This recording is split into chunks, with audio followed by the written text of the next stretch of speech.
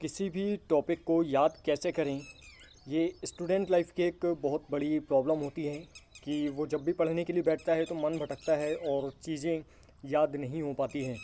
सो आज हम यही देखेंगे कि हम किसी भी टॉपिक को किस प्रकार से याद कर सकते हैं।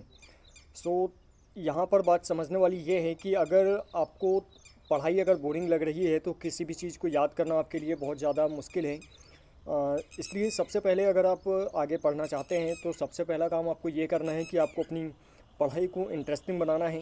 आप क्यों पढ़ रहे हैं ये आपको पता होना चाहिए। मे बी आप स्कूल स्टूडेंट हैं या फिर कोई कंपटीशन एग्ज़ाम की तैयारी कर रहे हैं, आईएएस आईपीएस या ग्रुप डी लेवल के एग्ज़ाम की आप तैयारी कर रहे हैं। सो यहाँ पर हमें हम जो कुछ भी पढ़ते हैं वो हम बहुत जल्दी भूल जाते हैं।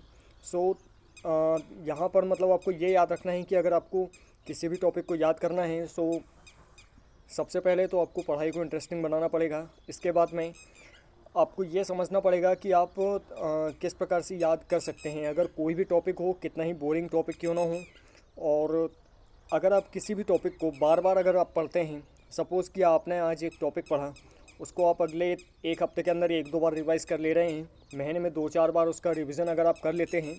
सो इस प्रकार से जब आप मल्टीपल रिवीजन किसी भी टॉपिक का करते हैं, सो वो टॉपिक कितना ही डिफ़िकल्ट क्यों ना हो, वो धीरे धीरे आपकी समझ में आने लगता है। और जब मल्टीपल रिवीजन आप उस टॉपिक का करते हैं, सो वो टॉपिक आपको याद भी हो जाता है। सो याद करने का बस यही एक सिंपल सा रूल है कि आप एक ही टॉपिक को बार बार पढ़ते रहें। और ये गलती बिल्कुल भी ना करें कि आप अगर कोई टॉपिक पढ़ रहे हैं तो ये बिल्कुल भी ना सोचें कि आप उसको पहली ही बार में 100% याद कर लेंगे।